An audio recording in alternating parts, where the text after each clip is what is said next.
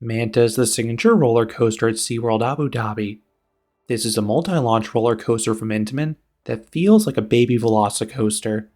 You have a never-ending series of airtime hills, bank turns, and inversions in quick-fire succession. I think this is the best coaster in the United Arab Emirates, and I will explain why in this review. SeaWorld Abu Dhabi opened in 2023. This place is radically different from the chain's other theme parks, as it is almost entirely indoors.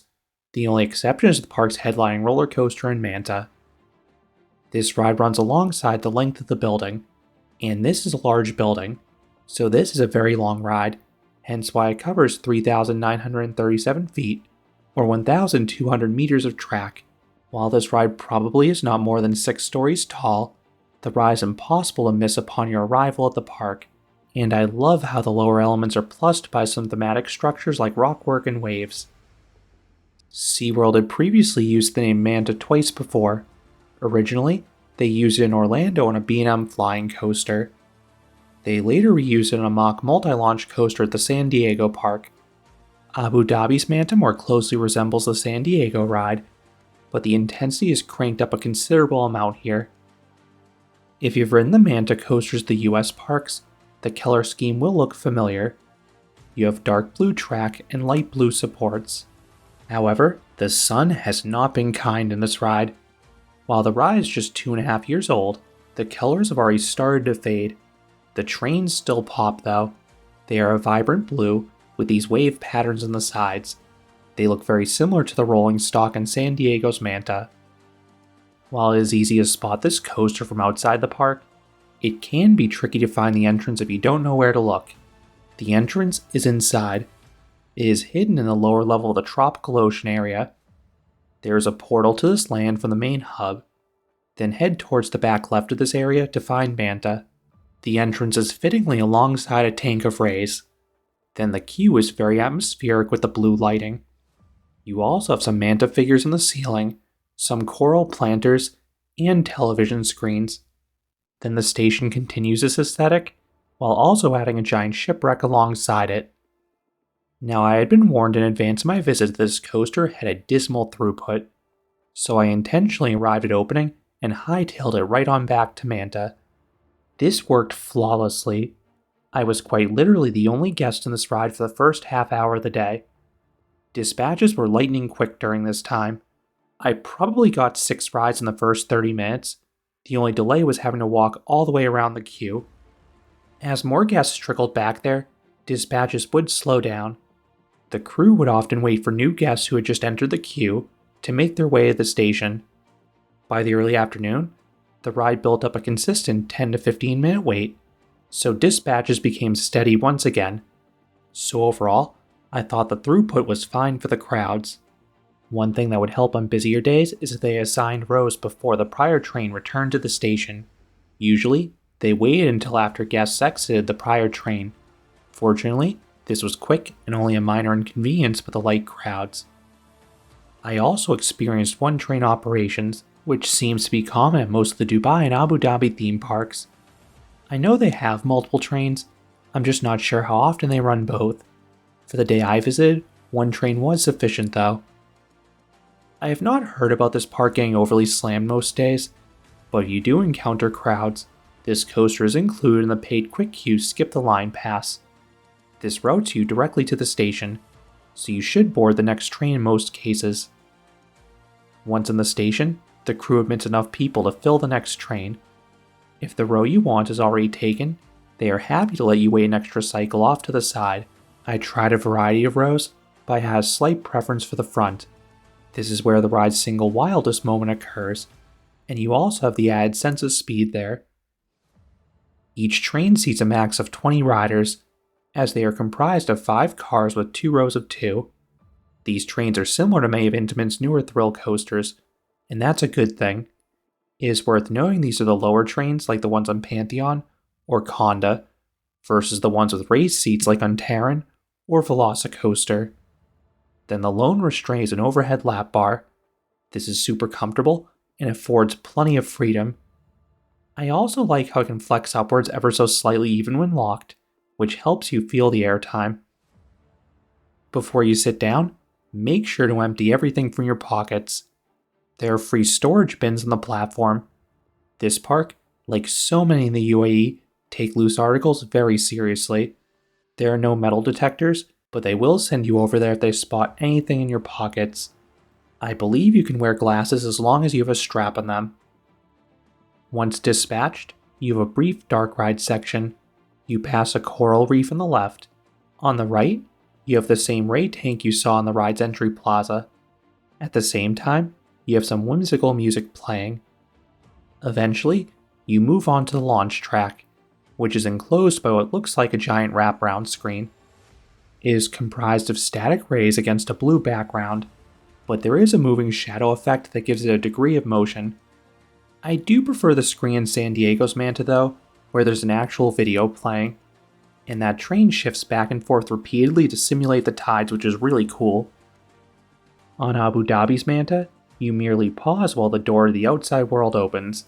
Seconds later, you shift back ever so slightly, and then you take off.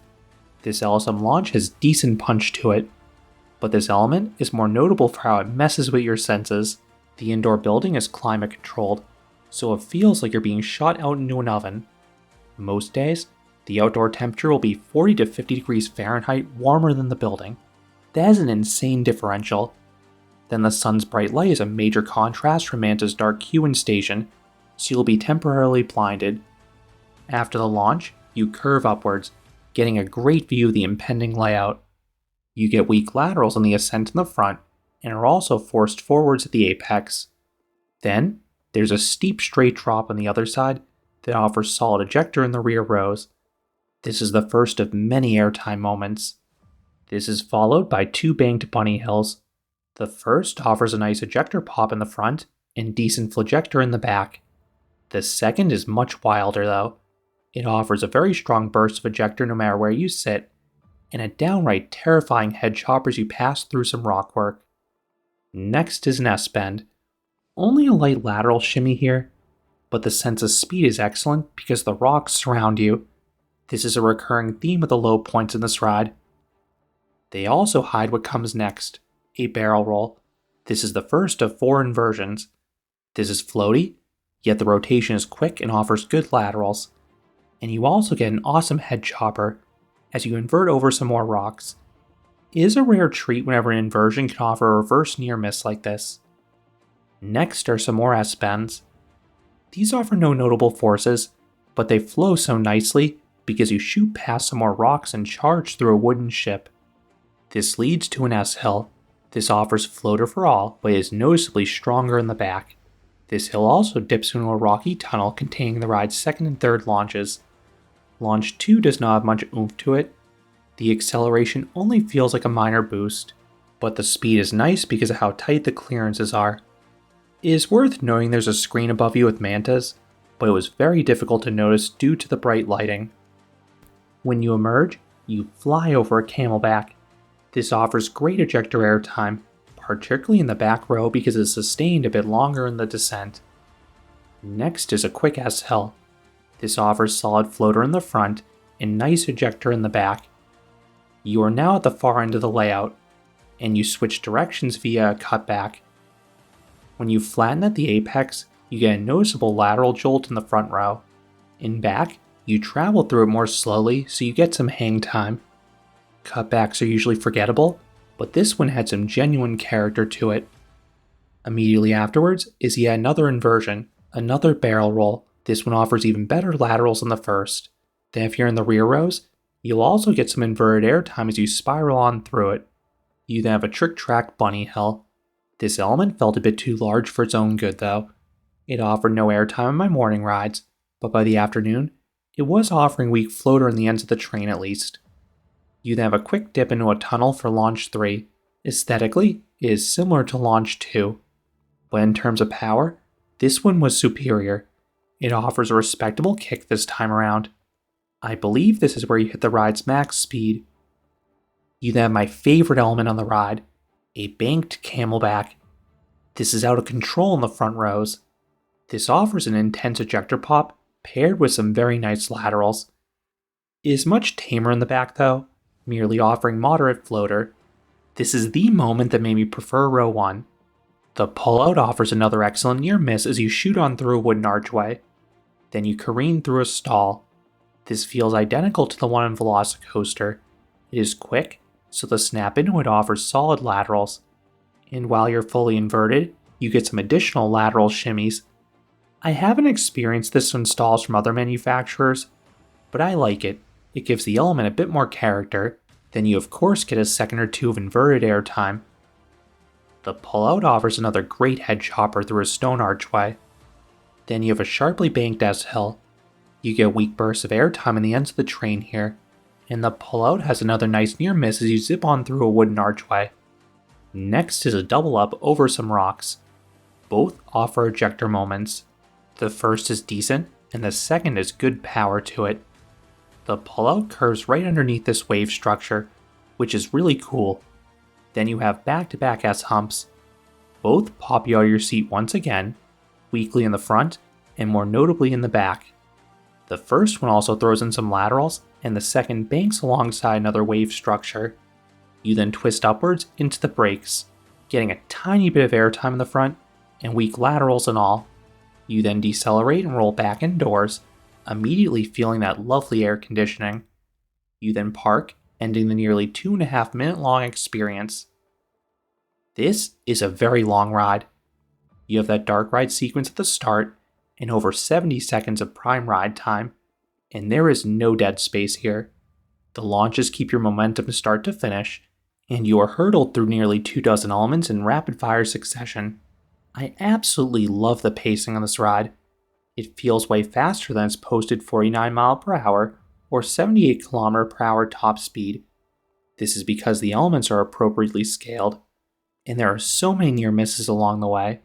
There are at least a half dozen times when it feels like you could be decapitated. These often are positioned alongside some of the weaker elements, which keeps the ride engaging start to finish, even when it lets off the intensity ever so slightly. Then in terms of smoothness, this ride is glass smooth. That is why I've come to expect from Intamin anyway, but is especially worth noting here given the extreme climate. This manufacturer has demonstrated an ability to produce smooth rides in extremely hot environments, like Florida and Abu Dhabi, and they did it once again here. What would I rate Manta? I would give this coaster a 9.5 out of 10. This is such a well-rounded coaster. The layout is dynamite. It is long and satisfying. This may be the world's best paced coaster that never goes above 50 mph. Everything flows together so nicely. It is a never-ending series of airtime pops, wild inversions, and excellent near misses. There are other Intamin multi-launch coasters with stronger forces, but few flow together as nicely as this one. And the theming in the queue and pre-launch sequence is a bonus as well. All this together is why this is a special coaster and the best one in the UAE in my opinion. Those are my thoughts on Manta at SeaWorld Abu Dhabi. What are your thoughts on this coaster? Do you love it as much as me? Let me know down in the comments. If you enjoyed this review, I would appreciate it if you gave this video a like, and you consider subscribing, because there'll be a lot more roller coaster and amusement park videos here at Canopy Coaster. Thanks for watching.